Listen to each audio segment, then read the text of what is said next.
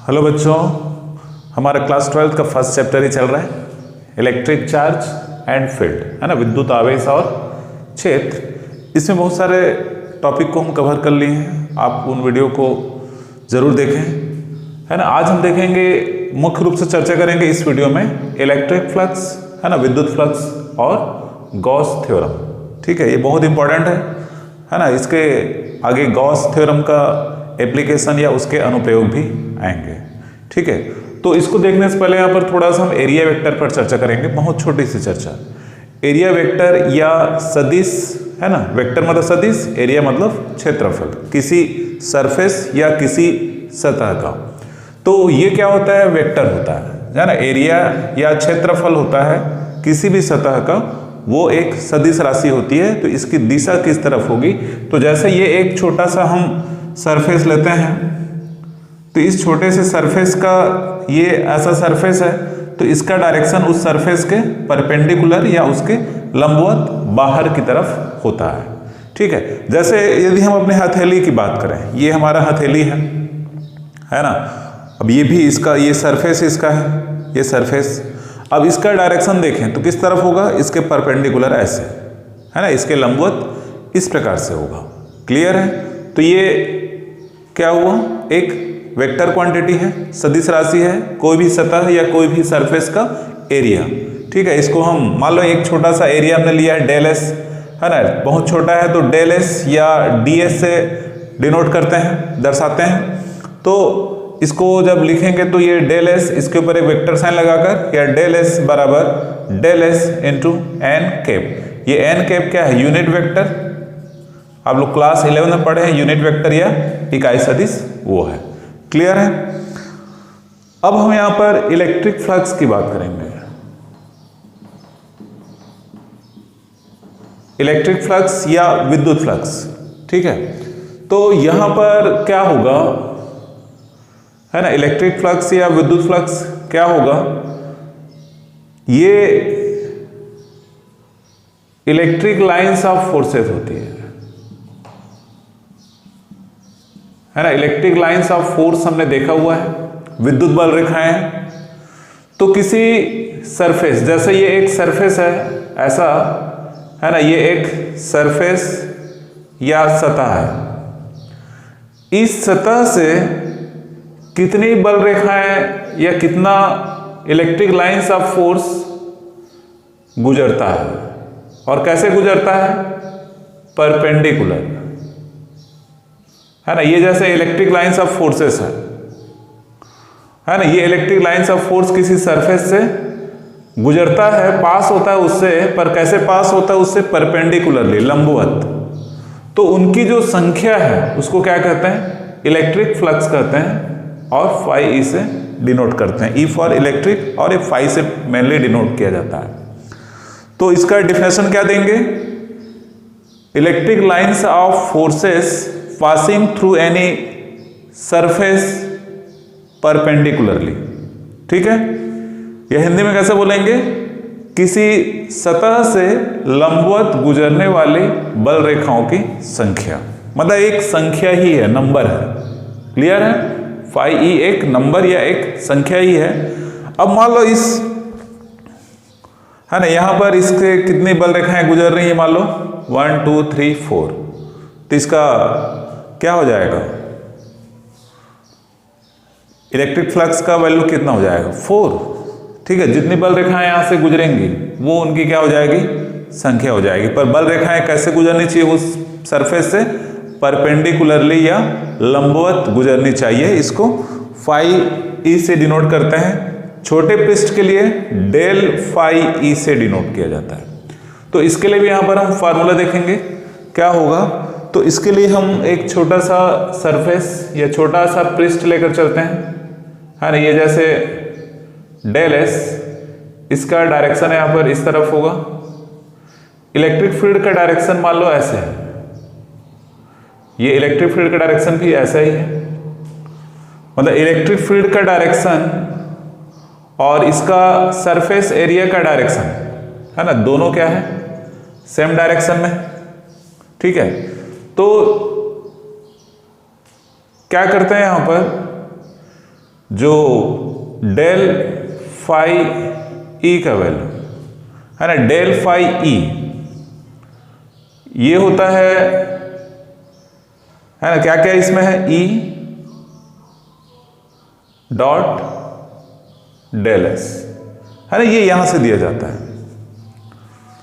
मतलब एक्चुअली ये जो सरफेस है ना, ये जो सरफेस ऐसे रखा हुआ है वो इलेक्ट्रिक फील्ड के कैसा है, परपेंडिकुलर है, लंबवत है, उससे बल रेखाएं कैसे गुजर रही हैं, लंबवत गुजर रही हैं।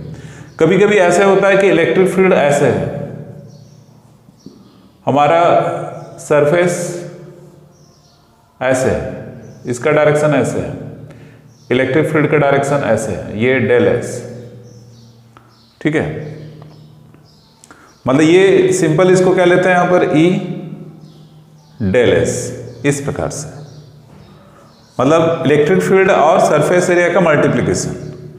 अब यहां पर इसमें ये एंगल सपोज थीटा, यहां पर दोनों का, यहां पर थीटा का वैल्यू क्या था, 0 था, है ना, ई का डायरेक्शन और डेल एस का डायरेक्शन सेम था, तो थीटा का वैल्यू क्या था, 0 है। पर इस केस में थीटा का वैल्यू 0 नहीं है, मतलब इलेक्ट्रिक फील्ड का डायरेक्शन और इसके सरफेस एरिया का डायरेक्शन दोनों अलग अलग है। तो इस केस में जब डेल फाई ई को लिखेंगे तो कैसे लिखेंगे, यहां पर ई है ना, यहां पर ये ई का इस तरफ कंपोनेंट लिया जाता है, मतलब ई को हम इस डायरेक्शन में लेंगे, तो ई को जब इस डायरेक्शन में लेंगे तो कितना एंगल सबटेंड कर रहा है, थीटा एंगल बना रहे हैं, तो क्या आएगा ये ई कॉस थीटा। मतलब ई के बदले हमको क्या रखना पड़ेगा इस केस में, ई कॉस थीटा, और यहां पर ये डेल एस तो है ही, तो ये डेल फाई इक्वल टू क्या लिख सकते हैं इसको, E del s cos theta, या del phi E equal to E dot del s, ठीक है ना। ई डॉट डेल एस ये डॉट प्रोडक्ट जो होता है ना, A dot B equal to A B cos theta, ये वेक्टर आप पढ़े हैं तो इतना तो आप जानते ही हैं क्लास 11th में, ठीक है। तो यहां पर जो फार्मूला क्या आ रहा है हमारे पास, del phi E equal to E dot del s, clear है ना, ई डॉट डेल एस है ना। इसको ये स्मॉल सरफेस के लिए, छोटे पृष्ठ के लिए है, फॉर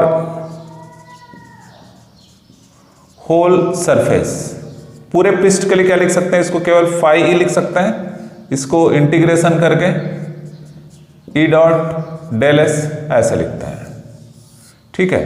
तो ये सब फार्मूला है। इसमें जैसे del phi E equal to हमने लिखा हुआ है ई डॉट डेल एस, इसको ऐसा लिखते हैं या ऐसा, इसको हमने ऐसा लिखा था या इसको ऐसा लिखते हैं। इसमें कुछ case first, when theta equal to 0, theta का वैल्यू 0, थीटा का वैल्यू 0 का मतलब क्या है, इस वाले केस में ये जो इलेक्ट्रिक फील्ड का डायरेक्शन और इसके सरफेस एरिया का डायरेक्शन, मतलब विद्युत क्षेत्र और क्षेत्रफल की दिशा दोनों क्या है, समान है। तो उस केस में थीटा का वैल्यू क्या हो जाता है, 0, तो कॉस 0 का वैल्यू क्या होगा, 1 होता है। तो इस फार्मूला से del phi E equal to क्या बचेगा, ई डेल एस, मतलब ये मैक्सिमम वैल्यू होगा, क्लियर है, ये क्या होगा, मैक्सिमम वैल्यू। मतलब इस केस में सरफेस इस परपेंडिकुलर टू इलेक्ट्रिक फील्ड, ठीक है।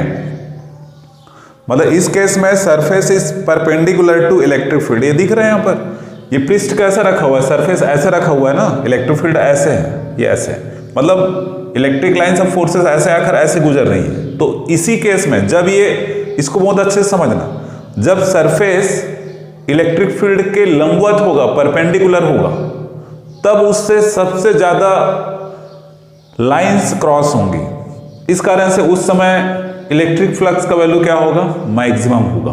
ठीक है, केस सेकंड है ना, केस सेकंड की बात करें है ना, यहां पर when theta equal to 90, cos 90 का वैल्यू क्या हो जाता है, 0। थीटा इक्वल टू 90 है ना, थीटा इक्वल टू 90 का मतलब क्या होगा, ये इलेक्ट्रिक फील्ड का डायरेक्शन और ये हमारा सरफेस, इसका डायरेक्शन डेल एस ऐसे होगा, ये थीटा इक्वल टू 90। ठीक है, इन दोनों बीच का वैल्यू 90, थीटा इक्वल टू,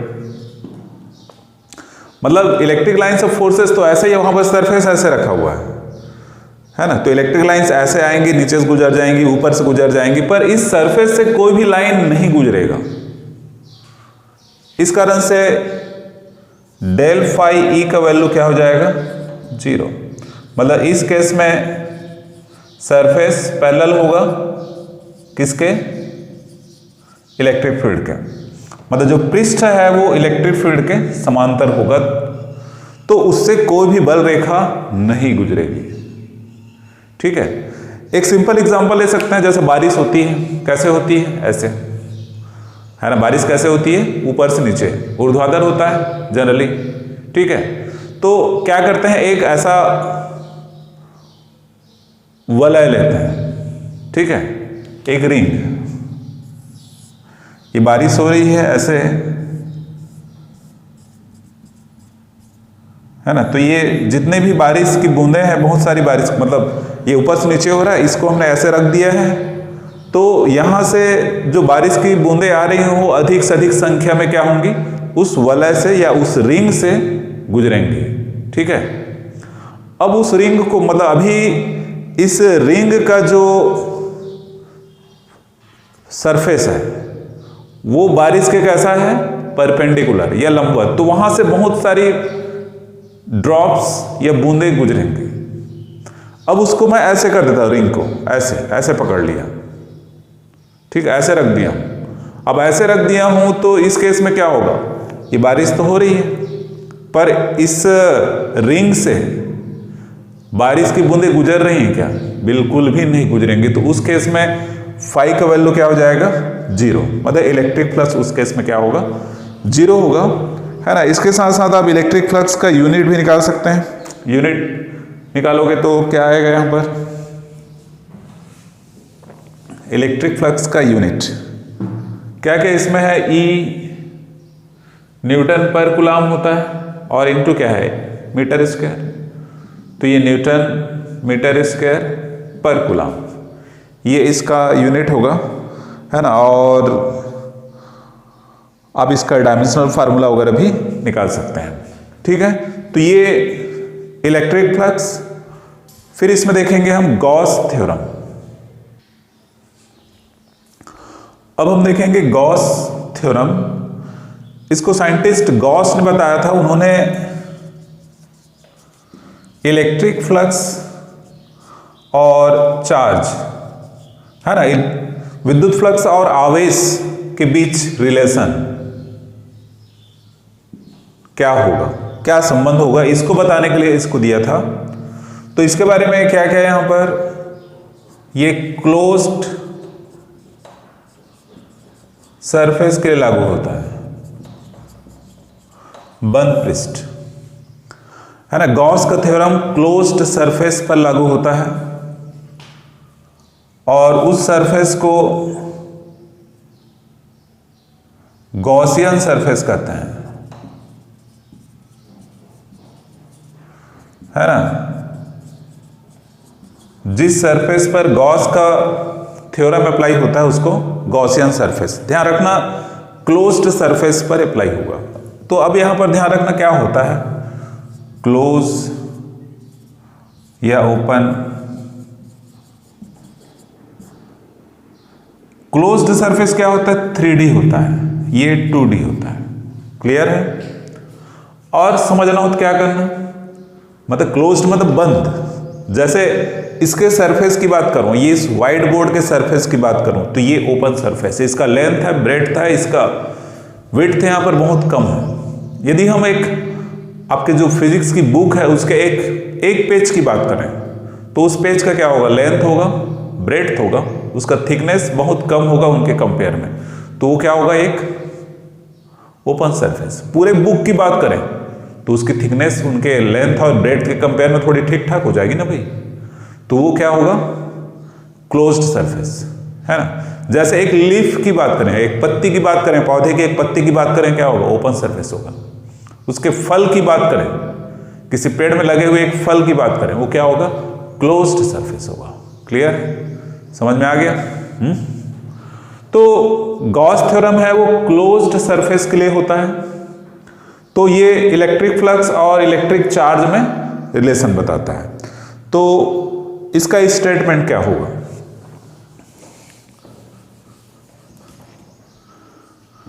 है ना, जो electric flux phi E equal to Q upon epsilon 0, ठीक है। मतलब ई क्या है, electric flux. Electric flux passing through any closed surface is 1 upon epsilon 0 multiple of charge inside it, ठीक है। Electric flux passing through any closed surface is 1 upon epsilon 0 times of charge inside it, ठीक है। ये है ना, हिंदी में सुन लो, किसी बंद पृष्ठ से गुजरने वाला संपूर्ण विद्युत फ्लक्स उसके अंदर उपस्थित आवेश का 1/एप्सिलॉन 0 गुना होता है, ठीक है। एप्सिलॉन 0 को क्या कहते हैं, एब्सोल्यूट परमिटिविटी ऑफ वैक्यूम और एयर, है ना, ये हम पहले देख चुके हैं, जो है वही है। तो इसको हम प्रूव करेंगे किसी क्लोज्ड सरफेस के लिए। तो यहां पर क्लोज्ड सरफेस हम लेकर चलेंगे एक, सपोज ये एस एक क्लोज्ड सरफेस है, कैसा है, कौन सा है, स्फेयर, है ना। एक स्फेयर लेकर चल रहे हैं, इसका रेडियस आर है, सेंटर ओ है, इसके सेंटर पर क्या है, एक प्लस चार्ज है, प्लस Q, ठीक है। जिसका इसके सरफेस पर डायरेक्शन, है ना, ये इसका सरफेस है, इस पर इलेक्ट्रिक फील्ड का डायरेक्शन देखें तो ऐसे होगा, कहीं पर भी ले, यहां पर लेंगे तो ये ऐसे, ठीक है, इधर लेंगे तो इलेक्ट्रिक फील्ड का डायरेक्शन ऐसे, मतलब उसके सरफेस पर परपेंडिकुलर होगा, सरफेस के लंबवत होगा। क्लियर है? तो यहां पर इससे कितना डिस्टेंस पर है, आर डिस्टेंस पर electric field at point P, ये E इक्वल टू क्या हो जाएगा, 1/4 pi epsilon 0 Q upon r square, है ना। पॉइंट P पर इलेक्ट्रिक फील्ड कितना होगा, इतना, है ना, विद्युत क्षेत्र, फार्मूला से है सीधा। अब ये पूरा यहां पर एक छोटा सा क्या लेते हैं, ये ds, मतलब एक छोटा सा सरफेस एरिया लेते हैं, मतलब बिंदु P को घेरता हुआ एक छोटा सा सरफेस एरिया या स्मॉल एलिमेंट, ठीक है। इसको इसी टाइप के छोटे छोटे बहुत सारे एरिया में बांट सकते हैं ऐसे, ये सब छोटा छोटा एरिया में इसको बांटा जा सकता है। पूरे गोले के जो पृष्ठ है, गोले के पूरे सरफेस एरिया को छोटे छोटे स्मॉल पार्ट में डिवाइड कर सकते हैं, सबका एरिया यहाँ पर ds हो सकता है। तो हम एक पार्ट की बात कर रहे हैं, तो इसका सरफेस एरिया ds है, तो इससे कितना फ्लक्स गुजरेगा,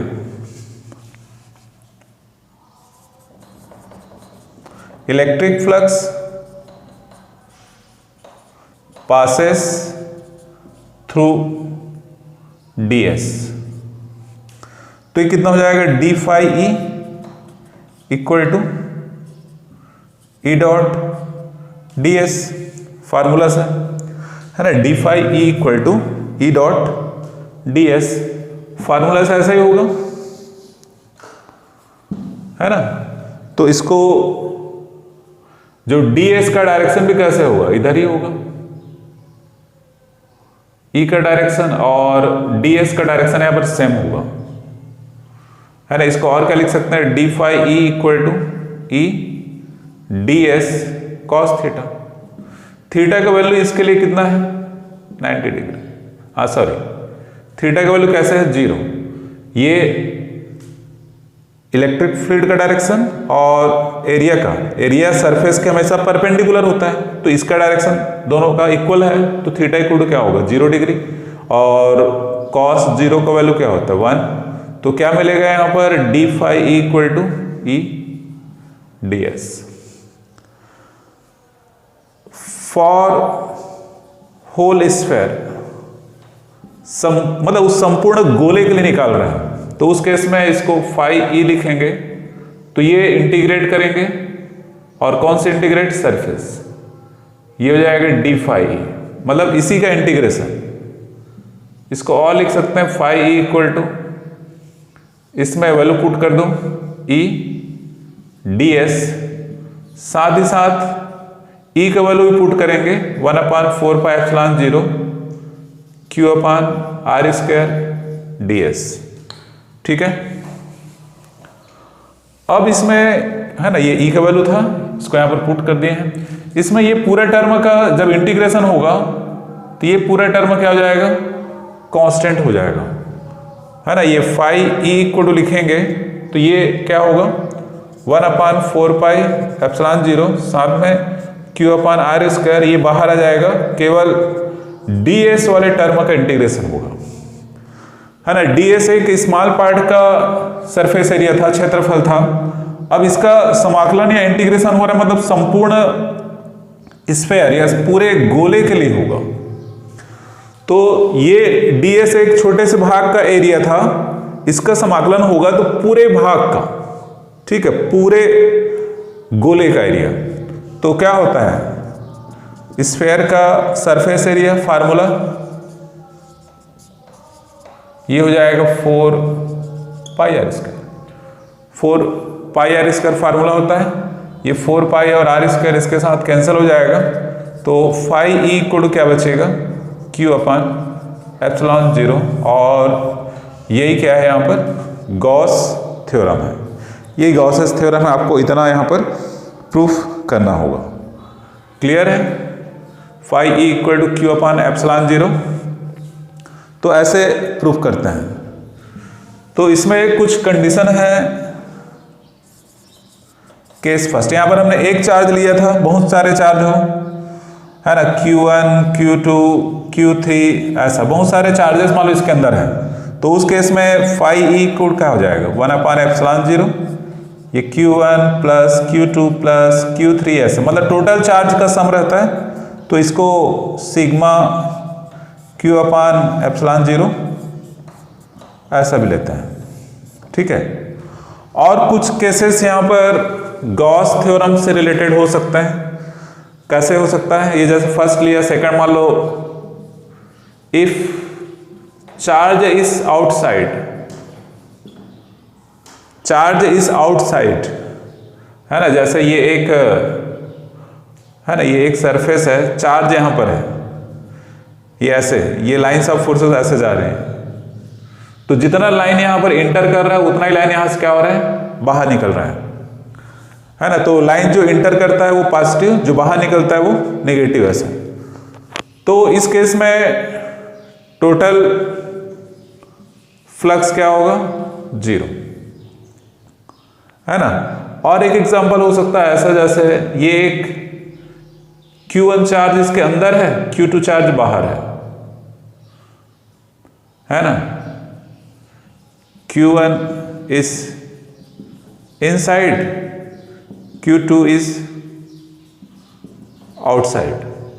तो इसके कारण फ्लक्स क्या होगा, 0 होगा, इसके कारण 0 नहीं होगा, इसके कारण फाई ई इक्वल टू क्या होगा, Q1/ε0। जो चार्ज बाहर होगा उससे किसी सरफेस से गुजरने वाला टोटल फ्लक्स क्या होगा? 0 होगा।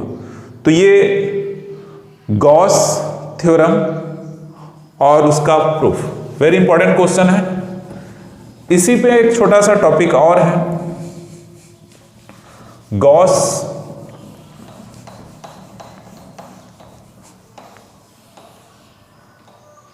है ना, गॉस थ्योरम पर एक छोटा सा टॉपिक बेस्ड है यहां पर। अब हम कूलम्ब्स लॉ को डिराइव करेंगे गॉस थ्योरम से, है ना, Coulomb's law from Gauss's theorem, मतलब कूलम्ब के नियम को गॉस प्रमेय से या गॉस थ्योरम से डिराइव करेंगे। तो इसके लिए क्या करते हैं, एक पॉजिटिव चार्ज यहाँ पर प्लस क्यू चार्ज लिया पॉइंट O पर। अब जैसे गॉस थ्योरम हम अप्लाई करेंगे इसके लिए, है ना, यहाँ पर एक चार्ज है प्लस क्यू, तो गॉस थ्योरम यूज करना है तो वहाँ पर एक क्लोज्ड सरफेस होना चाहिए। तो इसको सेंटर लेकर, है ना, पॉइंट O को सेंटर लेकर एक स्फीयर हम इस प्रकार लेते हैं, है ना, मान लो इसका रेडियस कितना है r। तो सिमेट्री से क्या होगा, है ना, ये इलेक्ट्रिक फील्ड का डायरेक्शन है वो ऐसे है ना, इसके परपेंडिकुलरली ऐसा ही होगा, सभी जगह इस प्रकार से होगा। तो ये इलेक्ट्रिक फील्ड का डायरेक्शन, ठीक है, हमको गॉस थ्योरम अप्लाई करना है। ये सरफेस हमारा क्या होगा, गॉसियन सरफेस होगा, और इस सरफेस के लिए हम कैलकुलेट करेंगे, ठीक है। ये गॉसियन सरफेस या गॉसी पृष्ठ होगा, एक बंद पृष्ठ हो गया। अब क्या करते हैं, यहां पर एक छोटा सा ds, इसका डायरेक्शन भी इधर ही होगा, है ना, एक छोटा सा क्षेत्रफल या छोटा सा सरफेस एरिया, उसका डायरेक्शन भी E के डायरेक्शन में ही होगा, ठीक है। तो electric flux for ds element, मतलब इलेक्ट्रिक फ्लक्स, इस ds से इलेक्ट्रिक फ्लक्स कितना होगा, तो ds इक्वल टू क्या होता है, E dot ds d phi.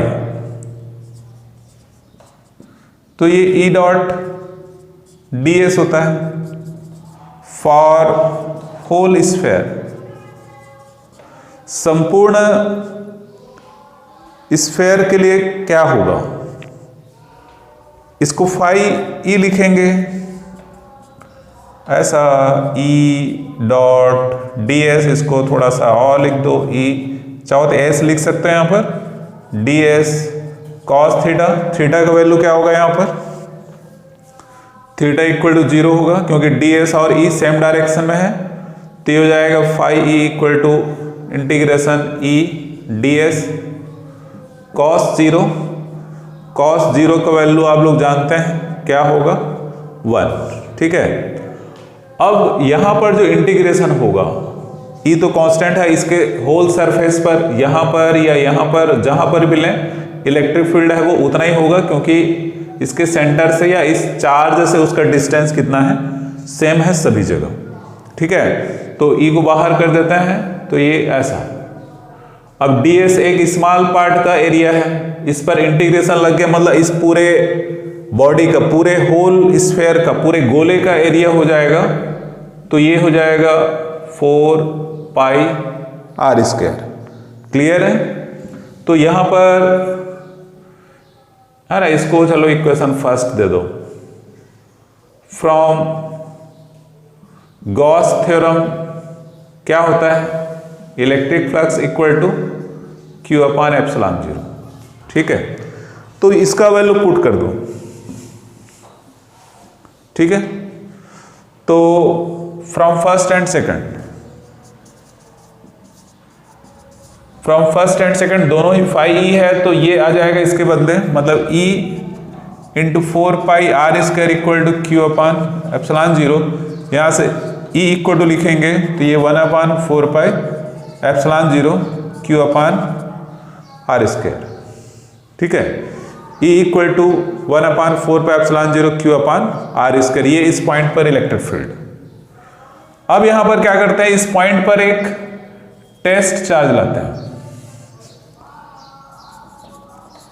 Take a test charge Q0, या इमेजिन कर रहे हैं यहां पर हम एट P, देयरफॉर फोर्स, है ना, इस यहां पर एक टेस्ट चार्ज ले रहे हैं इस पॉइंट P पर, तो इस पॉइंट P पर जो टेस्ट चार्ज लेंगे उस पर फोर्स कितना अप्लाई होगा, फोर्स, है ना, E इक्वल टू क्या होता है F/Q0, ऐसा लिए थे, तो यहां से फोर्स इक्वल टू क्या होगा Q0 इंटू E, है ना, F इक्वल टू लिखेंगे तो ऐसा हो जाएगा, इसमें वैल्यू पुट कर दीजिए किसका, E का, 1/4πε0 Q/r²। तो क्या निष्कर्ष आ रहा है, क्या रिजल्ट आ रहा है, इसको देखो, ये हो जाएगा F इक्वल टू 1/4πε0 Q0/r², है ना, F इक्वल टू 1/4πε0 Q0/r²।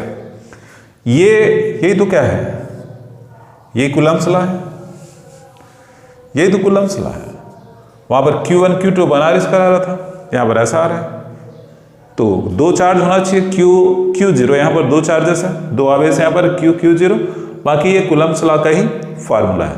तो इस प्रकार हम गॉस थ्योरम से कूलम्ब्स लॉ को डिराइव कर सकते हैं, है ना।